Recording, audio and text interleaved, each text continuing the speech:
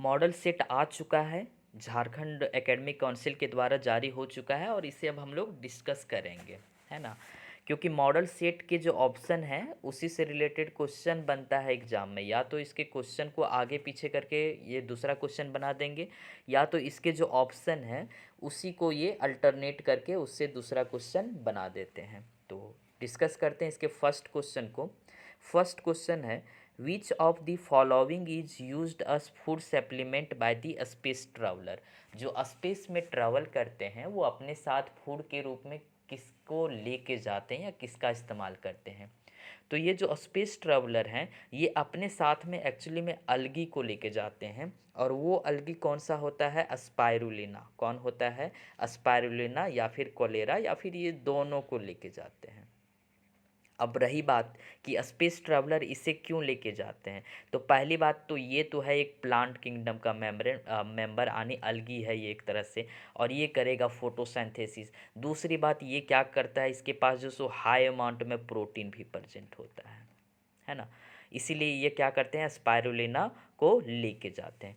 इससे रिलेटेड और क्या क्वेश्चन बन सकता है इन ऑप्शन से। पिछले साल यहाँ से क्वेश्चन आया था मेन एग्जाम में, क्लास 11th का जो एग्ज़ाम हुआ था पिछले बार अप्रैल में, उसमें क्वेश्चन यहाँ से आया था कि अगार अगार को कहाँ से ऑब्टेन किया जाता है। अगार को हम कहाँ से ऑब्टेन करते हैं, तो अगार को जो है सो हम ऑब्टेन करते हैं जिलीडियम या ग्लेसेरिया से, या फिर दोनों से हम अगार अगार को निकालते हैं। एक्चुअली ये जो सो समुद्र में पाए जाते हैं और इससे निकाला जाता है अगार, यानी इसको पीस के इसका पेस्ट बना के क्या बनाया जाता है, अगार बनाया जाता है, पाउडर बनाया जाता है, और उस पाउडर को हम कहते हैं अगार।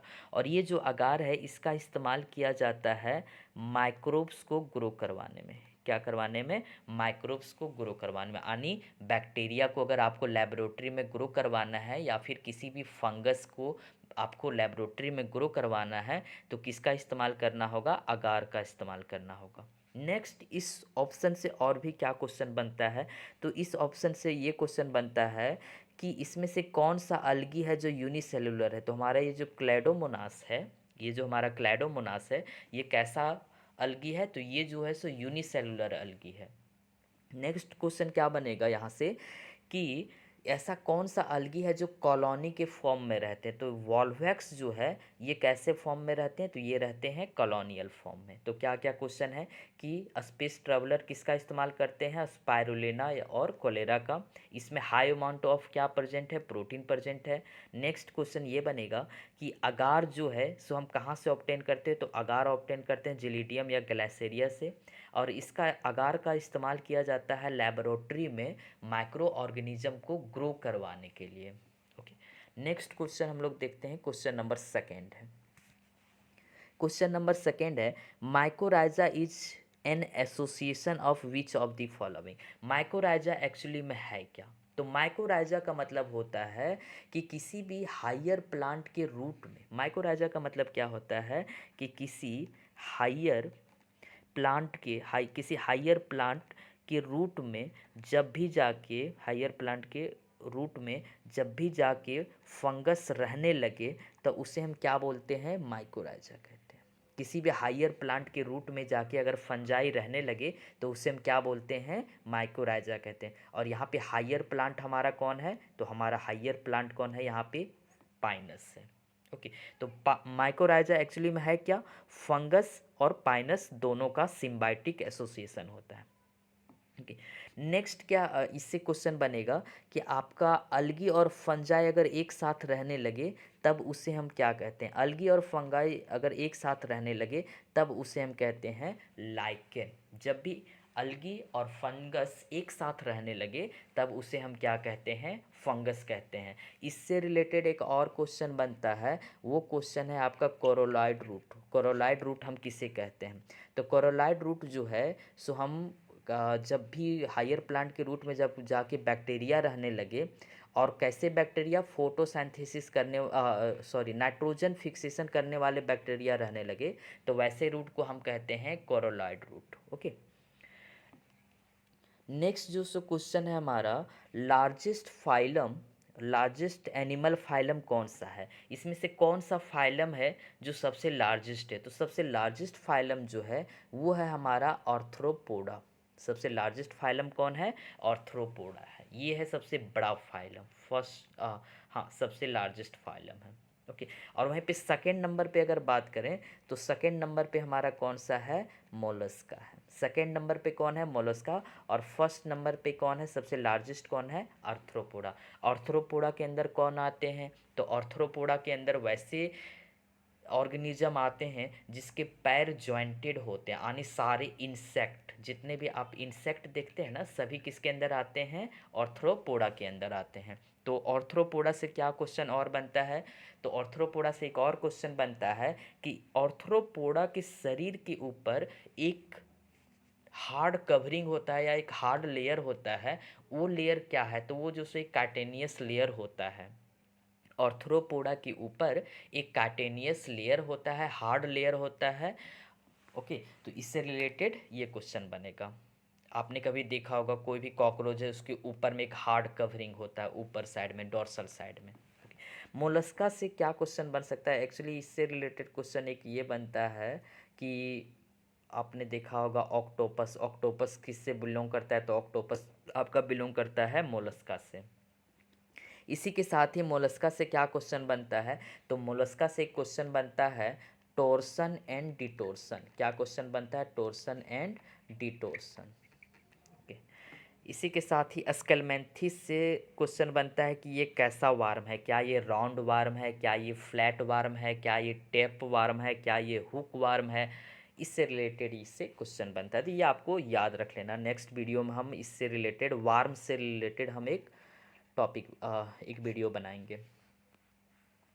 इस वीडियो को आपको शेयर करना है सभी जगह, ताकि हम नेक्स्ट वीडियो को भी बनाएं। विच of the following is a specific identification of the mammal? Mammals जो हैं उसका स्पेसिफिक आइडेंटिफिकेशन इसमें से कौन सा है, या कौन है, या फिर सारे हैं? तो हम जानते हैं कि जितने भी मैमल्स होते हैं वो बच्चों को दूध पिलाते हैं। अब क्योंकि वो बच्चों को दूध पिलाते हैं मैमल्स, तो उसके पास क्या होगा? मैमरी ग्लैंड होगा, तभी तो वो उसके शरीर में मिल्क का सिक्रेशन होगा। ओके, उसी के साथ ही जितने मैमल्स होते हैं उनका कान बाहर निकला होता है। जितने मैमल्स होते हैं उन सभी का कान क्या होता है? बाहर निकला होता है। पूरे शरीर में, मैमल्स के पूरे शरीर में क्या प्रेजेंट होता है? हेयर प्रेजेंट होता है, कुछ एक जगह को छोड़ के। तो इसका आंसर क्या होगा हमारा? All of these. Next question है which of the following statement are correct with respect to pneumatophores? Pneumatophores से रिलेटेड कौन सा स्टेटमेंट है जो करेक्ट है? इसने एक्चुअली में दो ही स्टेटमेंट तो दिया है आपने, तो कौन सा करेक्ट है कौन सा, ये तो दोनों में ही चूज करना है ना। एक्चुअली न्यूमेटोफोर्स हम किसे कहते हैं? तो न्यूमेटोफोर्स का मतलब होता है, आप समझिए, कोई दलदल वाला एरिया होता है ना, तो वैसे दलदल वाले एरिया में कुछ प्लांट ग्रो करते हैं। कुछ दलदल वाला जो एरिया होता है वैसे एरिया में कुछ प्लांट ग्रो करते हैं।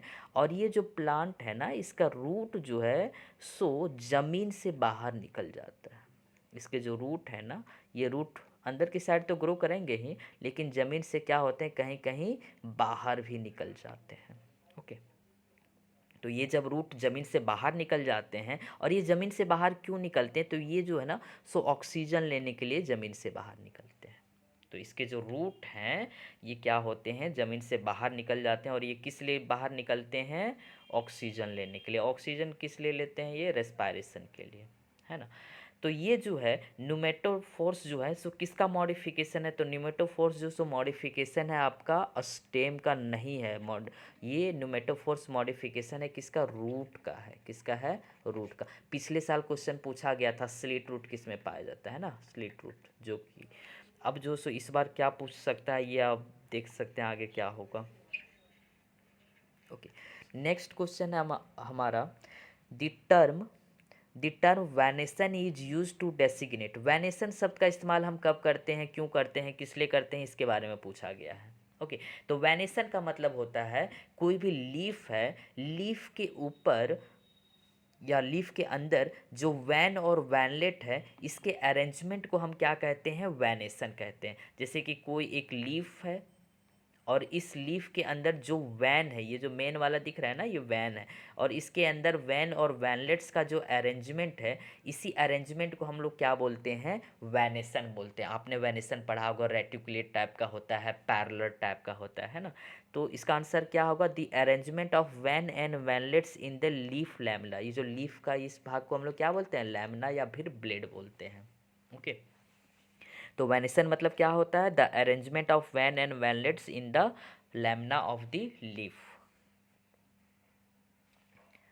नेक्स्ट क्वेश्चन है, which of the following pair is correctly match. इसमें से कौन सा पेयर है जो कि करेक्टली मैच है।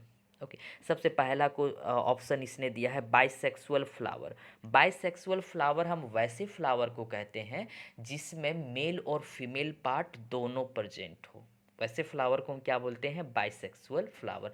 लेकिन इसने क्या बोला है, फ्लावर हैविंग आइदर अ स्टेमन और ओनली कार्पल, या तो सिर्फ स्टेमन होगा या फिर सिर्फ कार्पल होगा। स्टेमन मतलब मेल वाला भाग और कार्पल मतलब फीमेल वाला भाग। ओके, तो इसने क्या बोल रहा है, या तो सिर्फ मेल वाला होगा या फिर फीमेल वाला होगा। क्या ऐसे फ्लावर को हम बाइसेक्सुअल बोलते हैं, नहीं, ऐसे फ्लावर को हम क्या बोलते हैं, यूनिसेक्सुअल। नेक्स्ट ऑप्शन इसने क्या बोला, यूनिसेक्सुअल फ्लावर। यूनिसेक्सुअल फ्लावर मतलब क्या होता है, वैसा फ्लावर जिसके पास सिर्फ और सिर्फ या तो मेल होगा या तो फीमेल होगा। लेकिन इसने क्या बोला, बोथ, दोनों होगा, यानी अगर ये इसमें गया रहता ना तो सही होता। ओके, तो ये दोनों ऑप्शन है एक्चुअली में क्या हो जा रहे हैं, एलिमिनेट हो जा रहे हैं, बाहर हो जा रहे हैं। नेक्स्ट ऑप्शन क्या इसने दिया है, रूट डेवलप फ्रॉम रेडिकल। हाँ, ये सही है, आपको हमने बताया था, है ना, कि कोई भी सीड होता है, सीड के पास जो सो वो दो भाग में डेवलप होते हैं एक्चुअली। एक सीड के पास जो सो एक प्ल्यूमिल होता है जिससे सूट डेवलप हो जाता है, और एक रेडिकल होता है जिससे रूट डेवलप हो जाता है ना। तो आपको याद रखना है, सूट किससे डेवलप होता है, सूट डेवलप होता है हमारा प्ल्यूमिल से, और रूट जो है सो रूट किससे डेवलप होता है, हमारा रेडिकल से। ओके, नेक्स्ट क्वेश्चन है हमारा, अस्टोमाटा हेल्पिन। अस्टोमाटा किस में मदद करता है जी, तो अस्टोमाटा मदद करता है आपका, एक्चुअली दो ही ऑप्शन तो तुम दिए हो यार, इतना डरता का है। Regulation of the transpiration. Transpiration मतलब होता है प्लांट अपने बॉडी से जो वाटर का लॉस करता है, उस प्रोसेस को हम लोग क्या बोलते हैं, ट्रांसपिरेशन कहते हैं।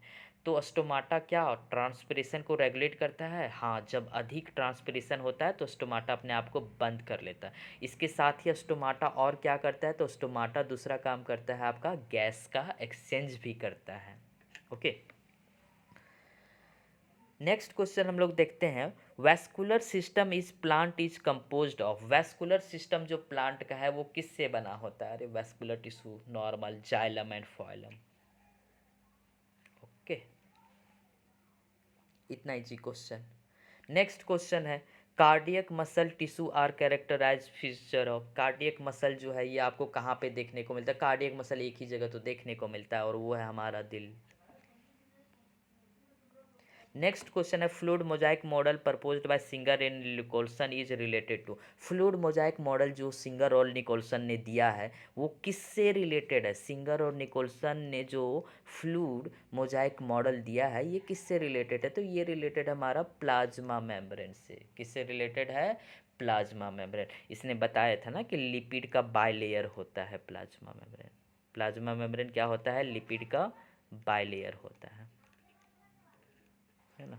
और इसके साथ ही इसने ये भी बताया था कि बीच बीच में क्या प्रेजेंट होते हैं, तो बीच बीच में प्रोटीन प्रेजेंट होते हैं। तो इसमें आपको ये याद रखना है कि लिपिड का स्ट्रक्चर कैसा होता है। तो लिपिड का जो स्ट्रक्चर होता है उसके पास एक हेड होता है और दो ठो टेल होता है ना, ये याद रखना है। कौन हाइड्रोफोबिक होता है, कौन हाइड्रोफिलिक होता है, ये सब भी आपको याद रखना है। इसके साथ ही इंट्रेंसिक प्रोटीन क्या होता है, एक्सट्रेंसिक प्रोटीन क्या होता है, ये भी याद रखना है। चलिए, चूज दी, हाँ, नेक्स्ट क्वेश्चन है, इसमें से करेक्ट पेयर कौन सा है। ओके, इसमें से कौन सा पेयर है जो करेक्ट है। क्या हम प्लास्टिक का इस्तेमाल स्टोरेज मटेरियल के लिए करते हैं, क्या हम प्लास्टिक का इस्तेमाल, नहीं, एलोरोप्लास्ट ये तो हमारा हो जाता है प्रोटीन से रिलेटेड। चलिए, इसमें से जो सही है, चूज दी करेक्टली पेयर मैच। ओके, तो इसमें से सबसे सही जो है ये है हमारा प्रोटीन वाला है, एमेलोप्लास्ट, ये सही है। ओके, नेक्स्ट है peptide bond is found. Peptide bond किस में प्रेजेंट होता है? तो पेप्टाइड बॉन्ड जो है सो आपका प्रेजेंट होता है प्रोटीन में। तो प्रोटीन में कौन सा बॉन्ड प्रेजेंट होता है? Peptide bond. वहीं पे आप देखेंगे अगर कार्बोहाइड्रेट में, तो कार्बोहाइड्रेट में आपका ग्लाइकोसाइडिक बॉन्ड प्रेजेंट होता है। कार्बोहाइड्रेट में कैसा बॉन्ड प्रेजेंट होता है? ग्लाइकोसाइडिक। प्रोटीन में कैसा बॉन्ड प्रेजेंट होता है? पैप्टिक बॉन्ड प्रेजेंट होता है। Next question, which of the following statement is are correct?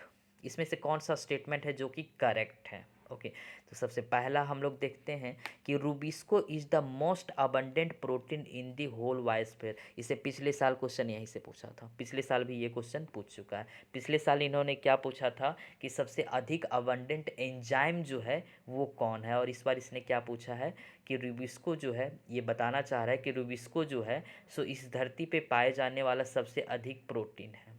Okay, most abundant protein rubisco जो है, एक तरह से all enzyme are protein. Okay, तो ये स्टेटमेंट हमारा सही है।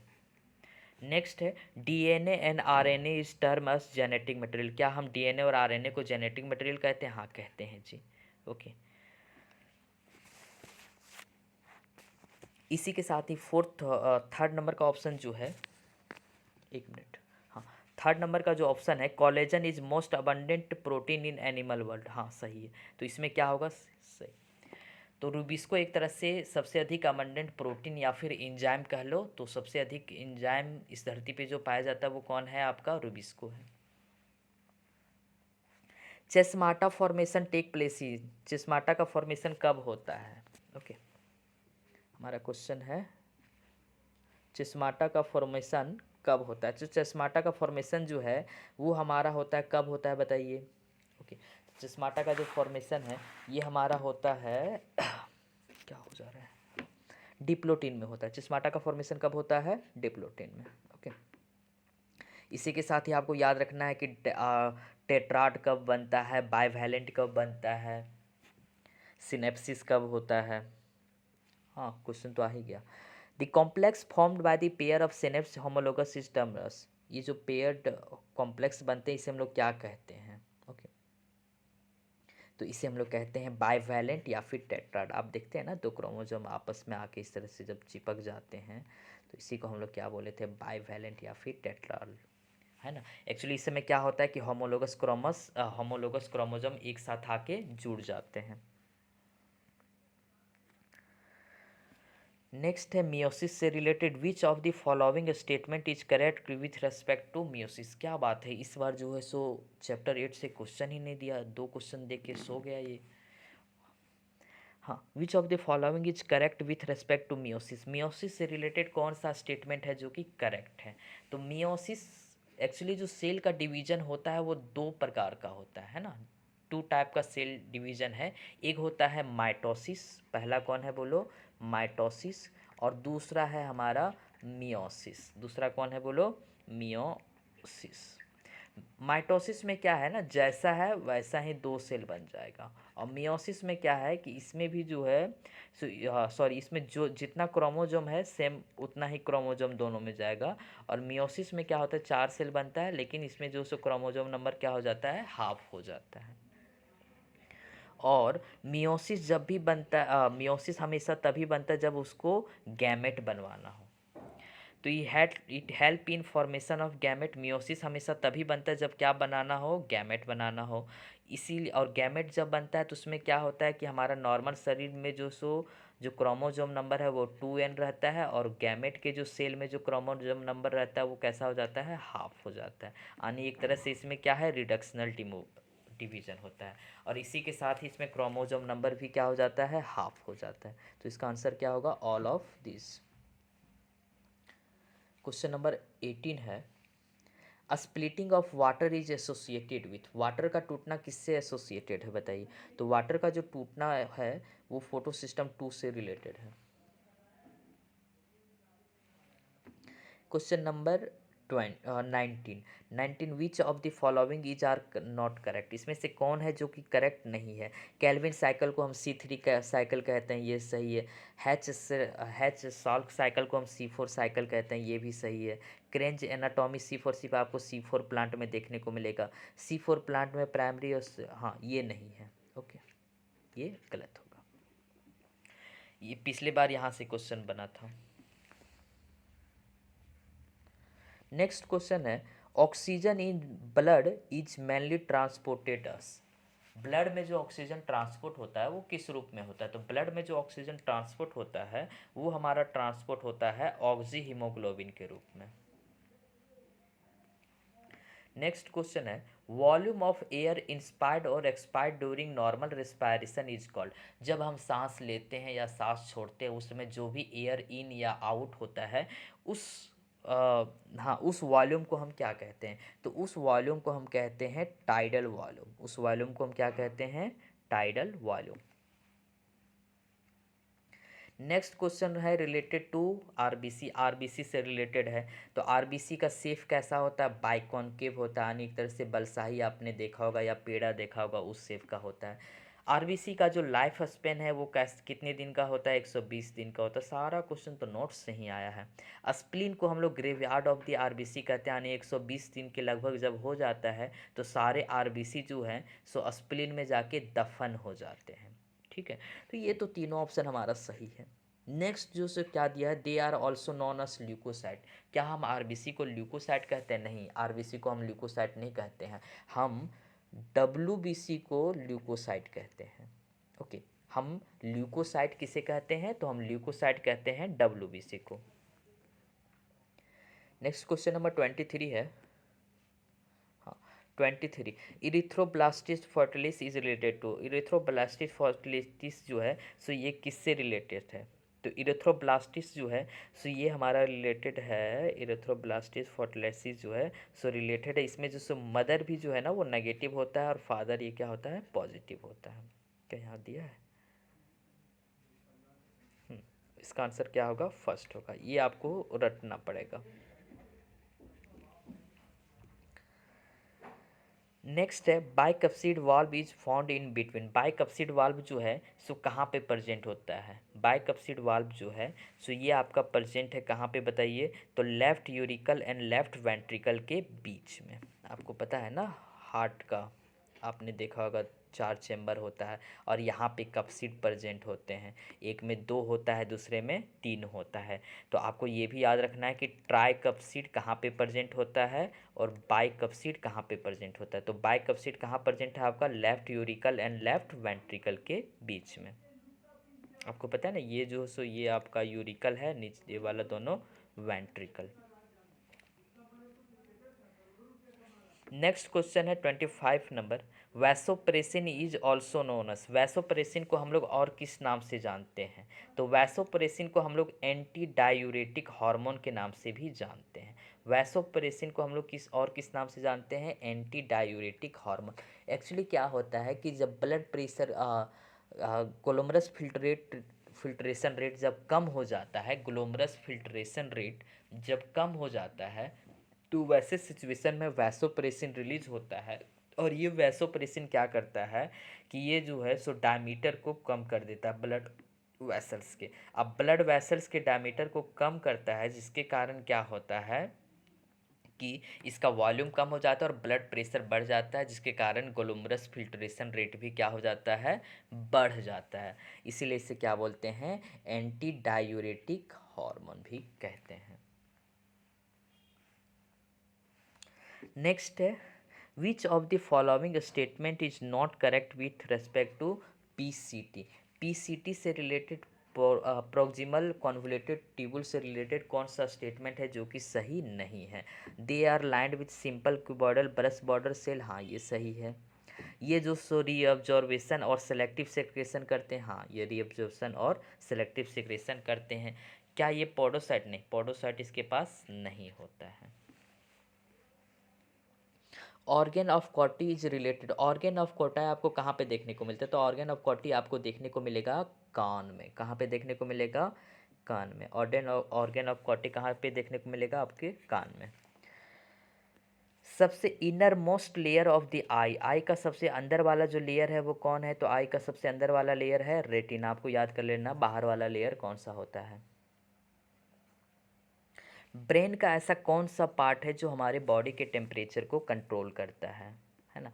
तो बॉडी का जो टेम्परेचर है वो कौन कंट्रोल करता है? तो बॉडी का जो टेम्परेचर है वो आपका कंट्रोल करता है हाइपोथैलेमस। बॉडी टेम्परेचर कौन कंट्रोल करता है? हाइपोथैलेमस कंट्रोल करता है। इसमें से कौन सा हार्मोन है जो कि न्यूरो हाइपोफाइसिस है? कौन सा हार्मोन है जो कि न्यूरो हाइपोफाइसिस है? तो आपका ऑक्सीटोसिन और वैसोप्रेसिन। वैसोप्रेसिन आपने अभी देखा ये क्या करता है? एक्चुअली ये डायमीट, किसी का भी डायमीटर ये कम करने या बढ़ाने में इसी का हाथ होता है ना? तो न्यूरो हाइपोफाइसिस कौन से हार्मोन है? Oxytocin and vasopressin. Next question है which of the following is also known as emergency hormone? इसमें से कौन सा हार्मोन है जिसे हम इमरजेंसी हार्मोन कहते हैं? पिछले साल इसी से क्वेश्चन आया था। तो एड्रेनलिन है, इसे हम लोग क्या बोलते हैं? इमरजेंसी हार्मोन कहते हैं। इससे रिलेटेड और क्या बनता है कि इसे हम 3F के भी नाम से जानते हैं। आनी, पहले आप इसको देखें, किसी सांप को देखें तो आप उसको देख के भाग जाइए, या तो फिर उस सांप उससे डर जाइए। पहले आप किसी सांप को देखें, उसे देख के डर जाइए। दूसरे में क्या है, आप उससे फाइट कीजिए या फिर वहाँ से फ्लाइट हो जाइए। तो एड्रेनलिन को हम लोग किस नाम से और बुलाते हैं? 3F के नाम से भी बुलाते हैं। और इसे हम क्या कहते हैं? Emergency hormone. जब भी कोई इमरजेंसी सिचुएशन होता है तो हमारे शरीर से कौन सा हार्मोन रिलीज होता है? एड्रेनलिन। कौन सा हार्मोन? एड्रेनलिन हार्मोन रिलीज होता है। नेक्स्ट क्वेश्चन है insulin is secreted by. Insulin किससे सिक्रेट होता है? तो इंसुलिन जो सिक्रेट होता है ये सिक्रेट होता है आपका बीटा सेल से। और बीटा सेल आपको कहाँ पे देखने को मिलेगा? तो ये आपको देखने को मिलेगा लीवर में। विच of the following hormone is secreted bye ovary? क्या बात है यार। हाँ, 11-12 दोनों का क्वेश्चन चैप्टर है ये। तो ओवरी से कौन सा हार्मोन रिलीज होता है? तो दोनों हार्मोन रिलीज होता है, एस्ट्रोजन और प्रोजेस्टेरोन। ये तो कम्प्लीटली 12th का क्वेश्चन है। Leading cell are found in. Leading cell आपको किस में देखने को मिलेगा? टेस्टिस में देखने को मिलेगा। इसमें से कौन से हैं जो एंड्रोजन के एग्जाम्पल हैं? तो एंड्रोजन के एग्जाम्पल आपके कौन से हैं बताइए? तो एंड्रोजन का जो एग्जाम्पल है वो है हमारा टेस्ट्रोजन। ये रटने वाला क्वेश्चन है। यहाँ पे थोड़ा समझने लायक क्वेश्चन है। Which of the following hormone is help in ripening of the fruit? इसमें से कौन सा हार्मोन है जो कि फल को पकने में मदद करते हैं? कौन सा हार्मोन है जो कि फल को पकने में मदद करते हैं? तो इसमें से कौन सा हार्मोन है बताइए? तो ये जो है सो आपका इथाइलिन है। इथाइलिन जो है सो ऐसा हार्मोन है जो कि फल को पकने में मदद करते हैं। और इथाइलिन के बारे में एक चीज़ और कहा जाता है कि ये गैसियस हार्मोन है। कैसा हार्मोन है? Gaseous hormone. और ये आपको केला में भी देखने को मिलेगा। केला जो होता है उसमें रिलीज होता है, इसीलिए बोला जाता है कि केला, पके हुए केले के आसपास कोई दूसरा फल नहीं रखना चाहिए, नहीं तो वो भी क्या होगा? पक जाएगा। ओके, नेक्स्ट क्वेश्चन क्या है? Process of ageing in plant is terms. Plant में जो एजिंग का प्रोसेस है उसे हम क्या कहते हैं? तो प्लांट में जो एजिंग का टर्म है इसे हम कहते हैं सेंसेशंस। क्या कहते हैं? सेंसेशंस। डोरमेंसी मतलब होता है कि स्टेज में रुक जाना, उसे क्या कहते हैं? डोरमेंसी। लेकिन धीरे धीरे अगर वो बूढ़ा होते जा रहा है तो उसे क्या बोलते हैं? सेंसेंस होना। हमारे शरीर से एक पर डे कितना मात्रा में यूरिन रिलीज होता है? तो हमारे शरीर से per day 1.5 litre urine release होता है। सारा क्वेश्चन तो नोट्स से है। इसमें से कौन से ऑर्गेनिज्म है जिसके पास 4 चैम्बर हार्ट होते हैं? तो सारे के पास 4 चैम्बर हार्ट होते हैं, है ना? एक क्रोकोडाइल ये थोड़ा एक्सेप्शन में हो जाता है, all of the above. Lub and dub वाला जो साउंड होता है, हार्ट से जो आप साउंड सुनते हैं लफ एंड डफ, ये साउंड किसके द्वारा आपको सुनाई देता है? तो लफ एंड डफ वाला जो साउंड होता है ये वाल्व के क्लोज होने के कारण सुनाई देता है। किसके कारण सुनाई देता है? वाल्व के क्लोज होने के कारण। ओके, तो होप, हमको लग रहा है कि आपको ये वीडियो अच्छा लगा होगा और इसे आप शेयर करें अपने दोस्तों के साथ, ताकि हम दूसरा इससे इम्पोर्टेंट टॉपिक के कुछ क्वेश्चन भी आपको हम करवा सकें।